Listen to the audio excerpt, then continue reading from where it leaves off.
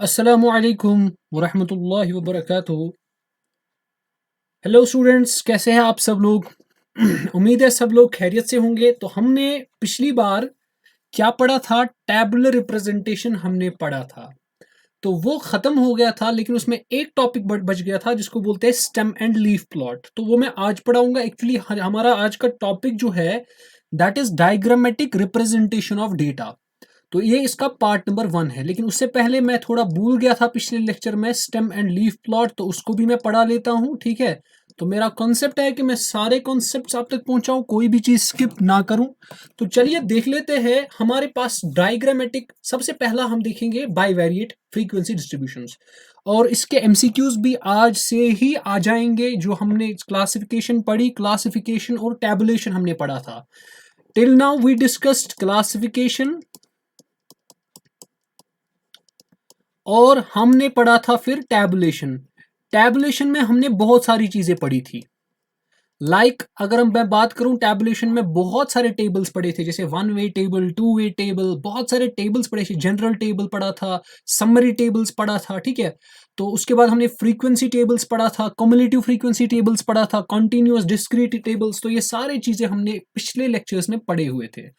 अब थोड़ा हमें एक चीज हमें स्किप हो गया था, जिसको बोलते हैं स्टेम एंड लीफ प्लॉट। उस वे से भी हम अपने डेटा को रिप्रेजेंट करते हैं। ठीक है, तो उसके बाद हमारा टॉपिक रहेगा आज का डायग्रामेटिक रिप्रेजेंटेशन ऑफ डेटा। चलिए without wasting time let us start over today's topic. तो सबसे पहले इसको रब करते हैं। चलिए आगे। अब हमारे पास सबसे नंबर 1 जो है इसको बोलते हैं बेटा बाईवेरिएट फ्रीक्वेंसी डिस्ट्रीब्यूशन। क्या बोलते हैं? Bivariate frequency distribution. जब मैं बाईवेरिएट कहता हूं बेटा, बाईवेरिएट का मतलब होता है यहां पे कितने वेरिएबल्स होंगे? दो। खुद बोलता है बाईवेरिएट, दैट मींस यहां पे दो वेरिएबल्स है। सो लेट अस सपोज मैंने एक वेरिएबल को x रखा, दूसरे वेरिएबल को लेट सपोज मैंने y रखा। क्लियर? तो एक वेरिएबल x है और दूसरा वेरिएबल हमारे पास क्या है? y हमारे पास दूसरा वेरिएबल है।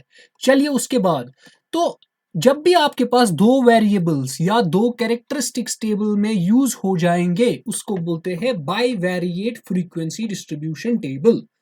अब इसके बारे में आपको क्या रखना है याद? इसके बारे में आपको सिंपली एक चीज आपको मैं बोलूंगा जो आपको याद रखने की जरूरत है, वो ये है कि बेटा आप देखिए, सबसे पहला चीज आपको ये याद रखना है। क्या याद रखना है? आप इसको देख लीजिए, अच्छे से देख लीजिए इसको।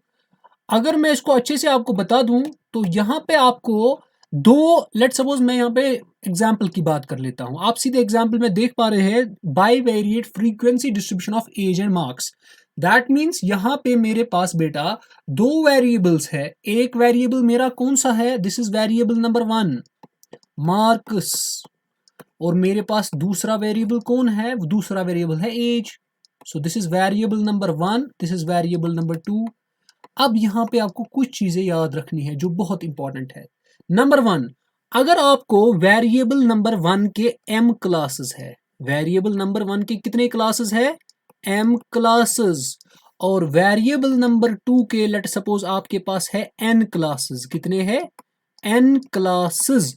तो जितने आपके पास, अगर आपको कोई पूछेगा what is the number of cells formed in this two way table, so number of cells formed in two way table will be equal to m into n। क्या मतलब सर? इसको मैं अब एग्जाम्पल से समझा लेता हूं। लेट सपोज अगर ये हमारे पास वेरिएबल 1 था मार्क्स, कितने इसमें क्लासेस है? 1 2 3, ये 1 2 3 4, फिर 5 एंड फिर 6। यहां से कितने वेरिएबल 2 के क्लासेस है? 1 2, थर्ड क्लास, फोर्थ क्लास। इसको बोलते हैं हम सेल। क्या बोलते हैं? सेल।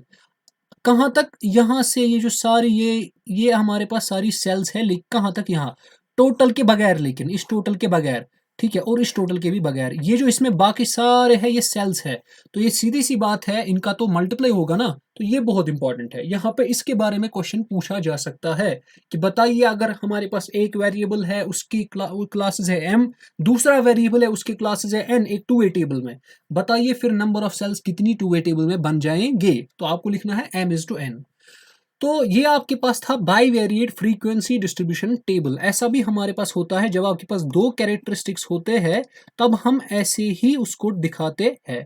अब हमारे पास आ जाता है जिसको हम बोलते हैं, मैंने आपको बोला था यही हमारे पास इंपॉर्टेंट है, मतलब जो हमने पिछली बार स्किप कर दिया था उसको बोलते हैं हम स्टम एंड लीफ प्लॉट। ठीक है बेटा, उसको क्या बोलते हैं हम? स्टम एंड लीफ प्लॉट इसको बोला जाता है। अब ये स्टम एंड लीफ प्लॉट जो है ये क्या है, इसको देख देख लेना है हमें। चलिए बेटा इसको देख लेते हैं। ओके,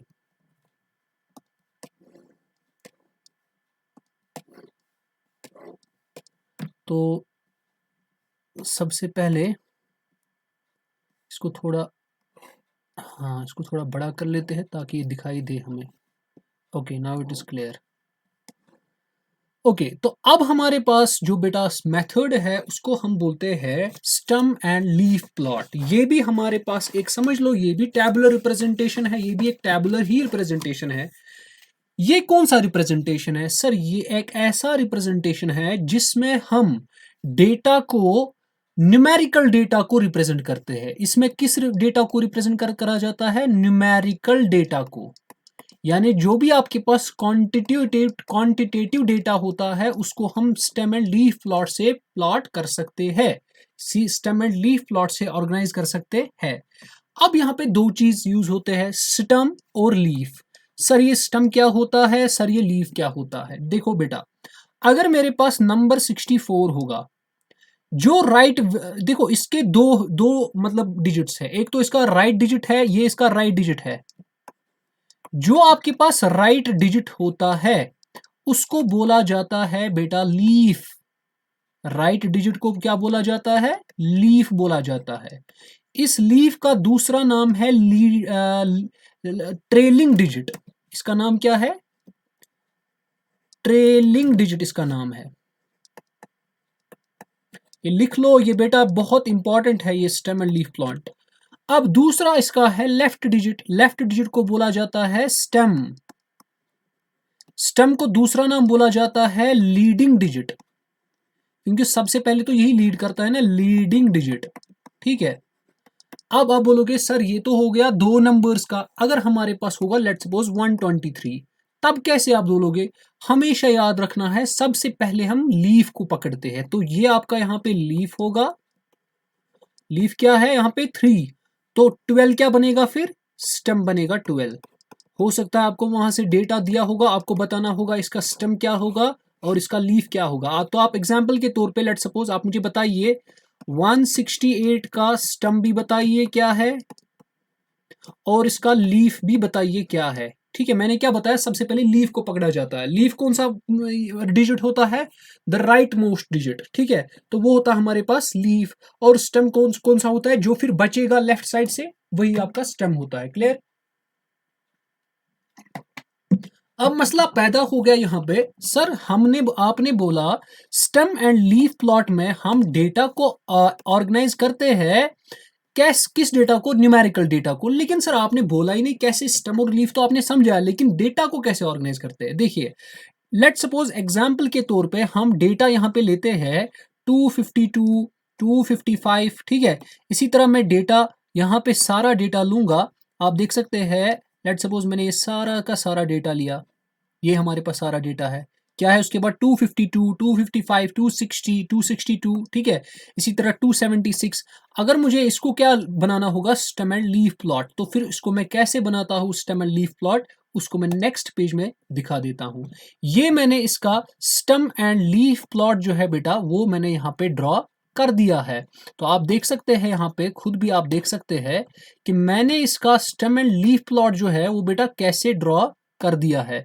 तो आपको मैं दिखा दूं,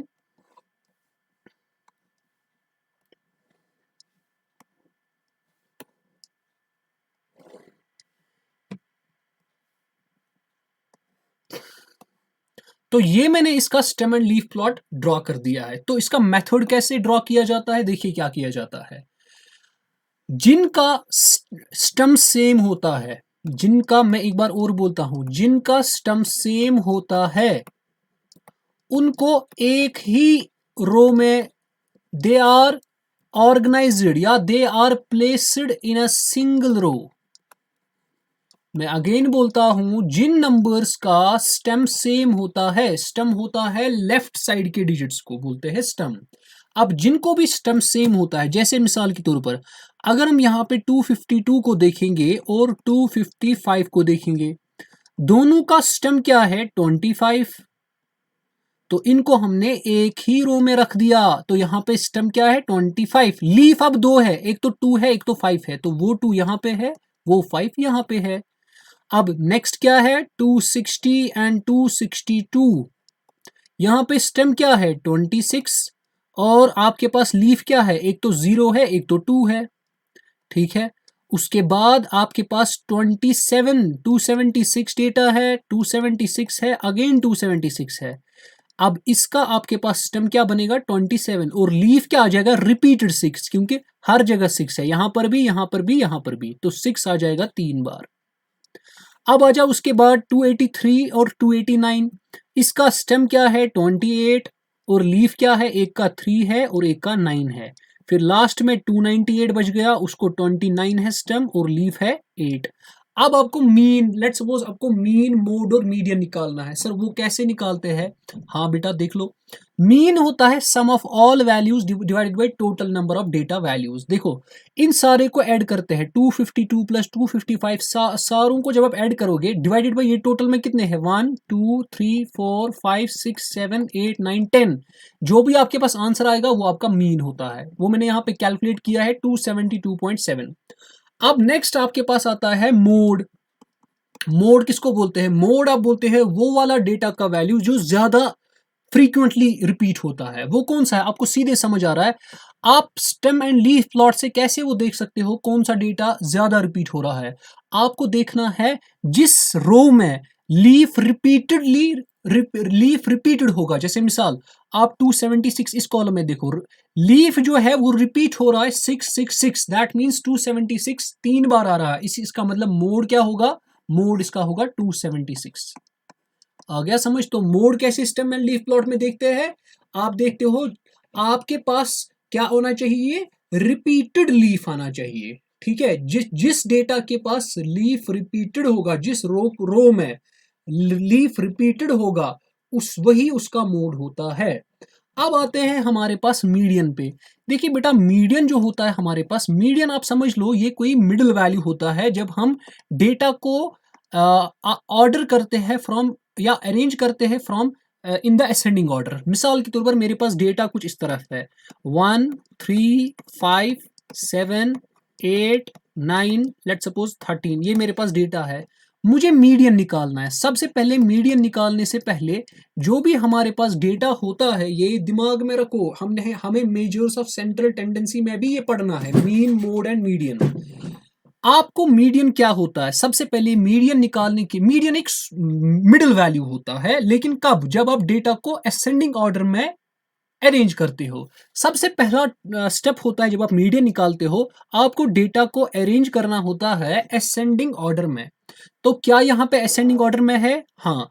फिर अगर आपके पास एन ऑड होगा, एन होता है, N means number of observations, यहाँ पे कितनी ऑब्जर्वेशंस है, फिर जो आपका मीडियन होगा बेटा वो होगा आपका एन बाई टूथ ऑब्जर्वेशन। क्या होगा? N by twoth observation. जैसे मिसाल अगर मेरे पास डेटा है, ये कितने नंबर है यहाँ पे 1 2 3 4 5 6 एंड 7, 7 क्या है? ऑड, ठीक है।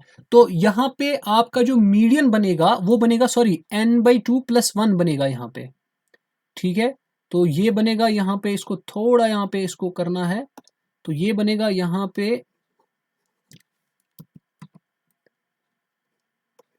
n बाई 2 प्लस 1 आ जाएगा, ठीक है। n बाई 2 प्लस 1 ऑब्जर्वेशन, तो कौन सी? अगर आप देखोगे n बाई 2, ठीक है, sorry n plus 1 divided by 2 observation, n plus 1 by 2 observation, वो कौन सी आएगी? वो आएगी, अगर आप इधर देखोगे यहाँ पे n 7 है, तो 7 प्लस 1 आएगा 8, 8 by 2 it is fourth observation. That means आपको फोर्थ ऑब्जर्वेशन डायरेक्ट देखना है, फर्स्ट सेकेंड थर्ड और फोर्थ, वो आपका 7 है, तो यहाँ पे जो मीडियन आएगा बेटा वो बनेगा 7। और ये मिडिल में वैल्यू है। देखो अगर आप 7 के लेफ्ट साइड से देखोगे 3 वैल्यूज बिलोंग है, अगर आप 7 के राइट साइड से देखोगे अगेन 3 वैल्यूज है। तो आपका जो ये 7 है ये सेंट्रल में है, मिडिल में है, तो इसको बोलते हैं मीडियन। लेकिन मीडियन मिडिल वैल्यू होता है, मगर कब? जब आप डेटा को असेंडिंग ऑर्डर में प्लेस करते हो। अब अगर आपके पास इधर होता लेट अस सपोज कोई और भी नंबर 16, तब आपके पास n कितना होता? 8। तब मीडियन किसके बराबर होता? तब जो आपके पास मीडियन होता बेटा वो होता बराबर, एक तो n/2 n/2th ऑब्जर्वेशन और n/2 प्लस 1th ऑब्जर्वेशन का मीन। दैट मीन्स इन दोनों का mean, that means divided by 2। What is n/2? n/2 is 8/2 fourth observation, that is your 7। Fourth n/2 is 4, 4 plus 1 is fifth, that means 8। तो 7 plus 8 divided by 2 आ जाएगा 7.5। तो अगर इधर होता let suppose एक और एंट्री होती 16, तो वहां पर n होता इवन। इवन के वक्त मीडियन होता है, यहां पे मैं लिखूंगा इफ n इज इवन, इसको लिख लो, कॉपी कीजिए इसको। इफ n इज इवन तो मीडियन होता है बराबर n/2 प्लस 1 डिवाइडेड बाई 2। तो वो हमने निकाला, वो हमें आया 7.5 जो हमें डेटा देकर था। तो ये हमारे पास क्या था? मीन, मीडियन और मोड के बारे में मैंने आपको बता दिया। तो चलते हैं हम आगे। अब यही मैंने यहां पे लिखा है, आप देख सकते हैं। इफ n इज ऑड तो मीडियन आपके पास होगा n/2th ऑब्जर्वेशन, और अगर n आपके पास इवन होगा तो मीडियन आपके पास बेटा होगा n/2th observation plus n/2 plus 1th observation divided by 2। और जो हमारे पास यहाँ डेटा है उसका जो मीडियन आता है वो आता है यहाँ पे 276। कैसे? आपको सबसे पहले कैलकुलेट करना है यहाँ पे नंबर ऑफ ऑब्जर्वेशंस कितनी है। ये 1 है, 2, 3, 4, 5, 6, 7, 8, 9 और 10। तो 10 है। यहाँ पे आपको फिफ्थ ऑब्जर्वेशन देखनी है। First, second, third, fourth and fifth, वो 276 है। ये n है यहाँ पे 10, ये ऑड इवन है, तो इवन के वक्त आपको n/2 प्लस 1 भी देखनी पड़ेगी, दैट मीन सिक्स्थ, वो भी 276 है। दोनों का मीन क्या आ जाएगा? अगेन 276। इसका मतलब मीडियन क्या होगा? 276 होगा। तो ये हमारे पास स्टेम एंड लीफ प्लॉट के बारे में मैंने आपको कुछ बता दिया। अब चलते हैं हम आगे हमारे नेक्स्ट टॉपिक पे। जो हमारा नेक्स्ट टॉपिक है, जो हमने असल में स्टार्ट करना था आज, वो आज से हम स्टार्ट कर रहे हैं डायग्राम्स और ग्राफ्स के बारे में। यानी आज से हमारा टॉपिक हो जाएगा, इसको क्या बोलते हैं? Diagrammatic representation of A data. ठीक है, आज से जो बेटा हमारा डेटा है उसको हम बोलते हैं डायग्रामेटिक रिप्रेजेंटेशन ऑफ डेटा। बहुत ही इंपॉर्टेंट है और इजी भी है, तो आपको बिल्कुल भी डरने की जरूरत नहीं है, आसान है। ठीक है, चलिए देख लेते हैं क्या है। सबसे पहले आपको पता होनी चाहिए कि डायग्राम और ग्राफ होता क्या है। चलिए देख लेते हैं। बोलता है डायग्राम जो है it is a visual form of presenting data, यानी जो आपको आंखों से दिखाई दे सीधे। ठीक है, विजुअल फॉर्म, सारा नजर आता है आंखों से, कुछ निकालने विकालने की जरूरत नहीं है, सीधे समझ आता है। डायग्राम एक अच्छा व्यू देती है आपको। ठीक है, टेबल से ज्यादा आपको डायग्राम ही ज्यादा अच्छा व्यू देती है। क्यों? क्योंकि ये लेमैन को भी समझ आता है।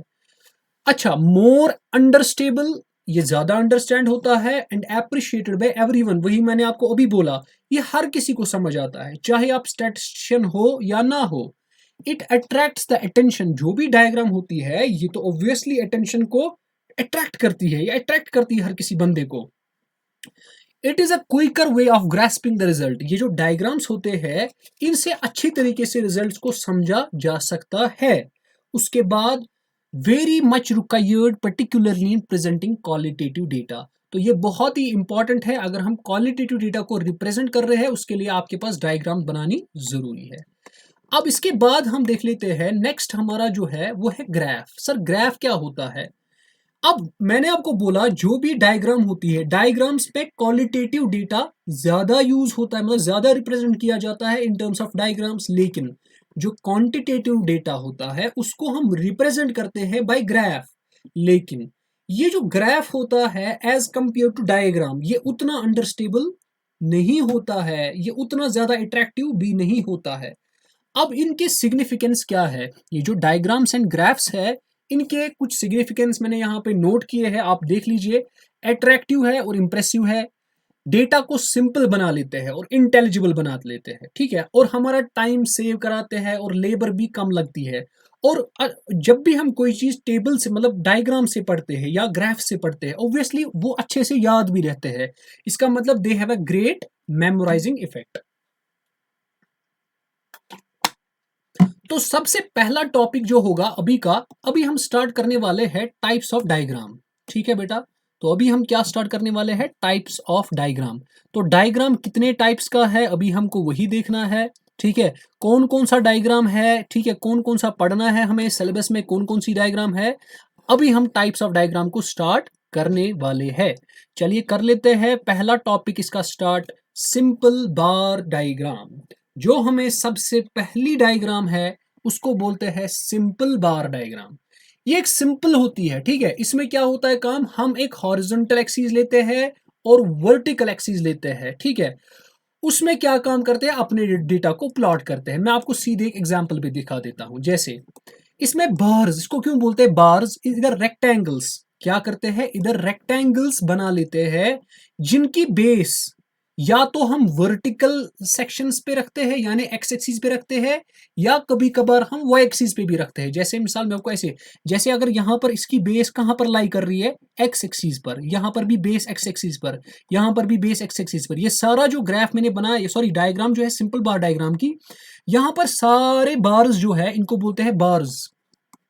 सारे बार्स रेस्ट किस पर कर रहे हैं, एक्स एक्सिस पर। लेकिन कभी कभार ऐसा भी होता है आप बार्स बनाते हो रेस्ट करते हैं वाई एक्सिस पर।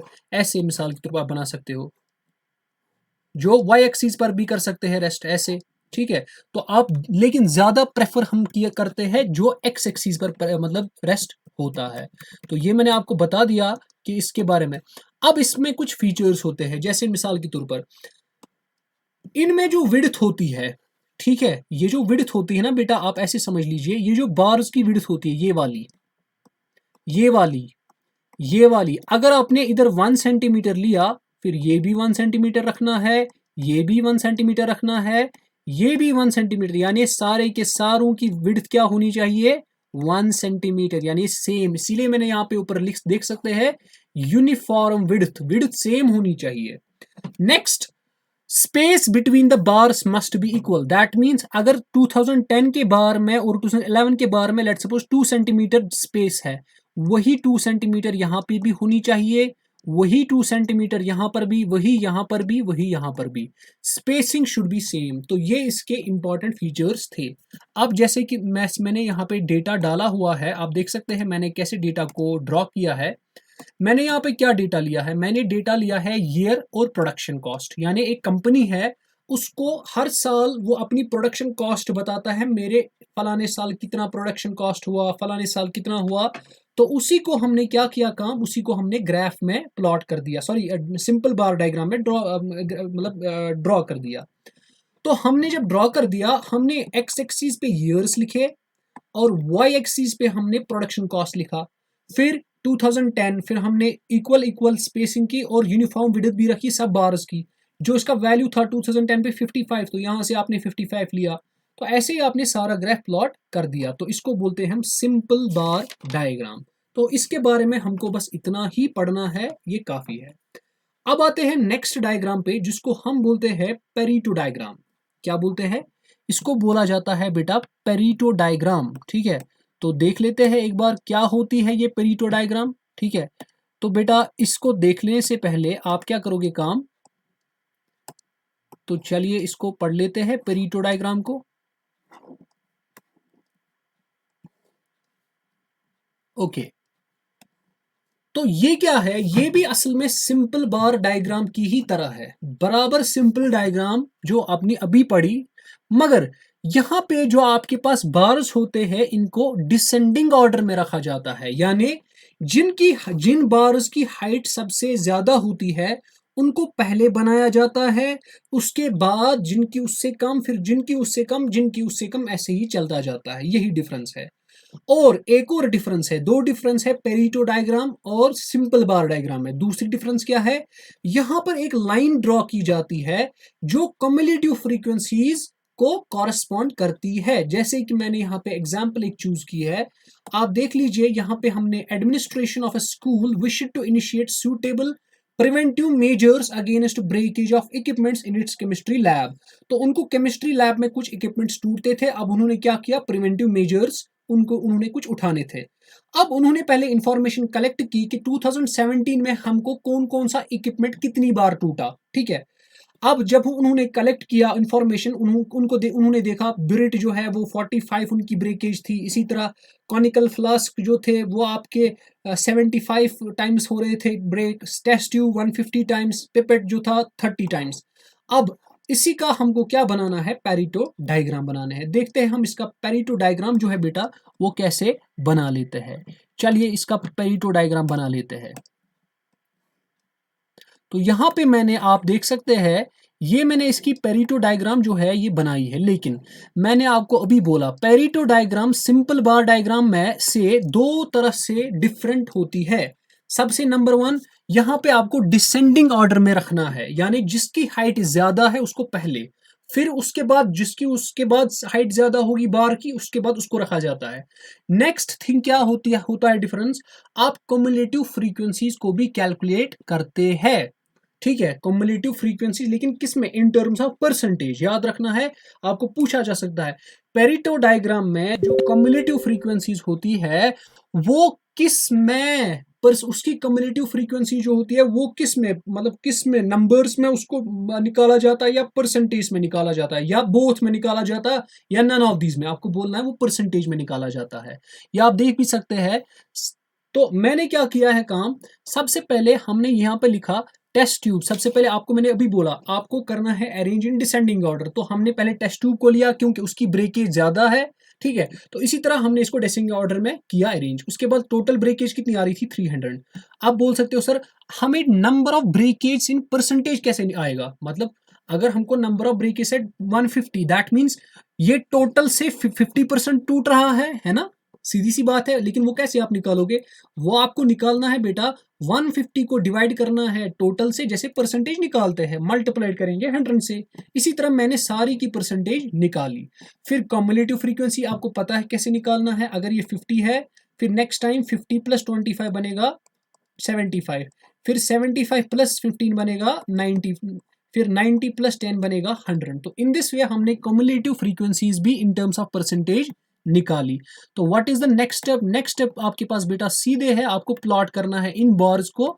देखिए आपके पास ये टीटी जो मैंने लिखा है ये टेस्ट ट्यूब है, ये सीएफ जो है ये कॉनिकल फ्लास्क, ये बीयू ब्यूरिट है एंड पीआई पिपेट। तो यहाँ पे आप देख सकते हैं इसकी हाइट जो है 150 है। अकॉर्डिंगली जो भी यहाँ पे हाइट आ रही थी 150 थी पहले की हाइट, फिर 75, आप देख सकते हो मैंने डेटा को वैसे ही प्लॉट किया है।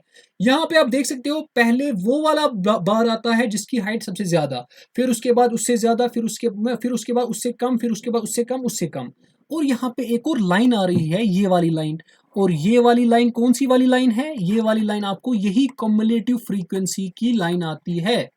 तो इसका मतलब पूछा जा सकता है पेरिटो डायग्राम और सिंपल बार डायग्राम कितने डिफरेंस है, इसको सिंपल बार डायग्राम और इनमें कितनी डिफरेंस है, दो डिफरेंस है। कौन कौन सी, simple bar sorry Pareto diagram में जो बार्स होते हैं उनको डिसेंडिंग ऑर्डर में अरेंज किया जाता है। नंबर 2, इसमें एक एडिशनल लाइन भी यूज की जाती है जिसको हम कम्युलेटिव फ्रीक्वेंसी बोलते हैं, ठीक है। तो ये हमारे पास पेरिटो डायग्राम थी। अब हमारे पास आज का हम लास्ट टॉपिक पढ़ेंगे, उसको बोलते हैं मल्टीपल डायग्राम, ठीक है। उसको क्या बोलते हैं, मल्टीपल बार डायग्राम। जैसे मैं आपको एग्जांपल दिखाऊंगा, तो ये हमारे पास बेटा मल्टीपल बार डायग्राम है, ठीक है। क्या है इसको क्या बोलते हैं, मल्टीपल बार डायग्राम। चलिए देख लेते हैं इसको। ओके,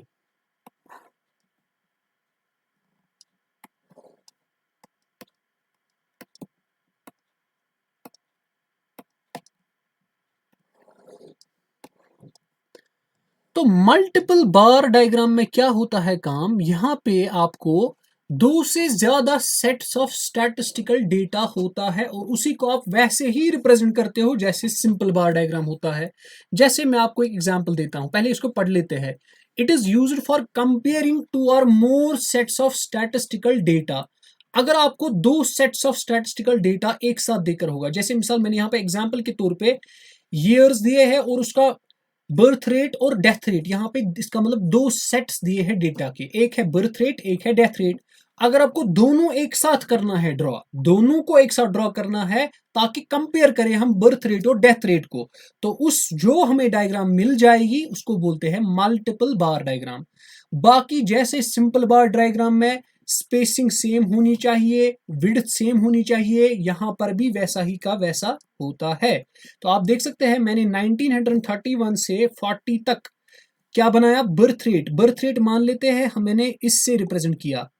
ये जो आपके पास ये है पहला पहला, इसको मैंने बर्थ रेट लिया, और ये जो दूसरा दूसरा है इसको मैंने डेथ रेट लिया।